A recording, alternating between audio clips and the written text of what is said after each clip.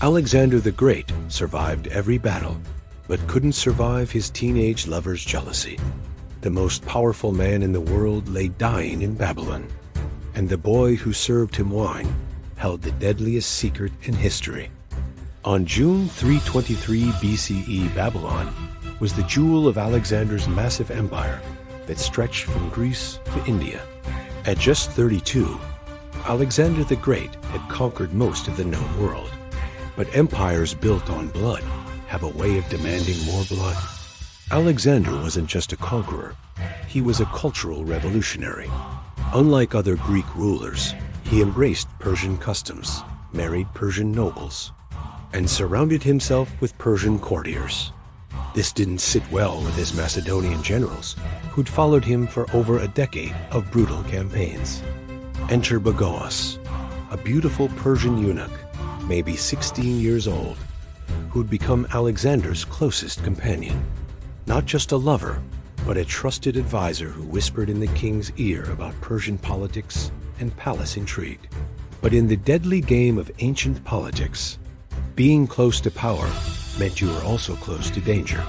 By 323 BC, cracks were showing in Alexander's empire. His army was exhausted. His Macedonian veterans wanted to go home, and his adoption of Persian customs had created a dangerous rift between his old Greek followers and his new Persian allies. Alexander had bigger plans. He wanted to conquer Arabia, maybe even Rome. But first, he had to deal with the growing tension in his own court. Here's where it gets interesting. Ancient sources tell us that in the weeks before Alexander's death, several key players were acting strange. Antipater, Alexander's regent in Macedonia, had been recalled to Babylon, basically fired.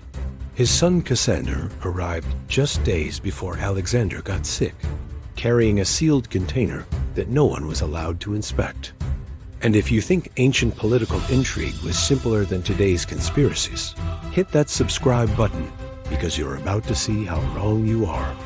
Meanwhile, Bagoas was navigating an impossible situation. As Alexander's Persian favorite, he was hated by the Macedonian faction.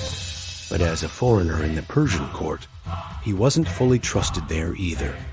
Ancient historians recorded something crucial.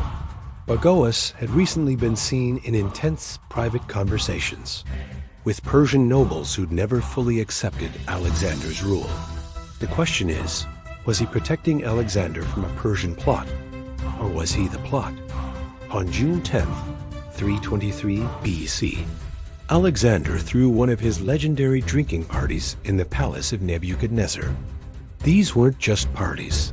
They were political theater where alliances were made and broken over wine and flattery. Bagoas, as always, served Alexander's wine. It was both an honor and a necessity. The king trusted only his Persian boy to ensure his drinks weren't poisoned. The irony is almost too perfect. Within hours, Alexander was violently ill. High fever, severe abdominal pain, progressive paralysis. Modern doctors who've studied the symptoms say it matches several poisons available in the ancient world. But here's the kicker.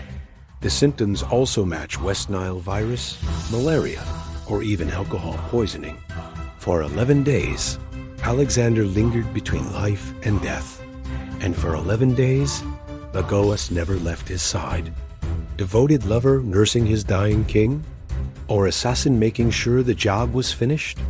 June 21st, 323 BC, Alexander the Great dies in Babylon, unable to speak, barely able to move. With his last gesture, he removes his signet ring and hands it to his general Perdiccas.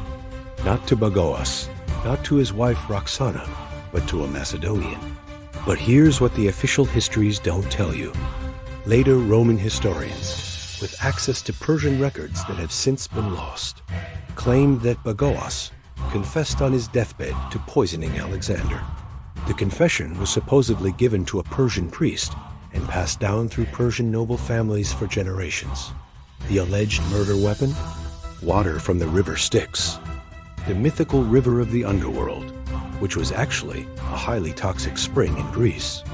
colorless, odorless, and deadly, even in tiny amounts. And who would have had access to such a rare poison? Someone with connections to both the Persian court and Greek religious sites. Someone exactly like Bagoas. Alexander's death shattered the ancient world. Within months, his generals were at war with each other, carving up the largest empire in human history. The age of Hellenistic kingdoms began, a bloody free-for-all that would last for centuries. And Bagoas? He disappeared from history almost immediately. No mention of him in the succession wars, no record of his death, no trace of what happened to Alexander's most trusted companion. For someone so close to power, that kind of invisibility usually means one thing. He knew too much and had to be eliminated. But from the Persian perspective, if Bagoas did poison Alexander, he wasn't a murderer. He was a hero who saved Persia from complete cultural extinction. Sound familiar? Even today, the people closest to power often become the most dangerous threats.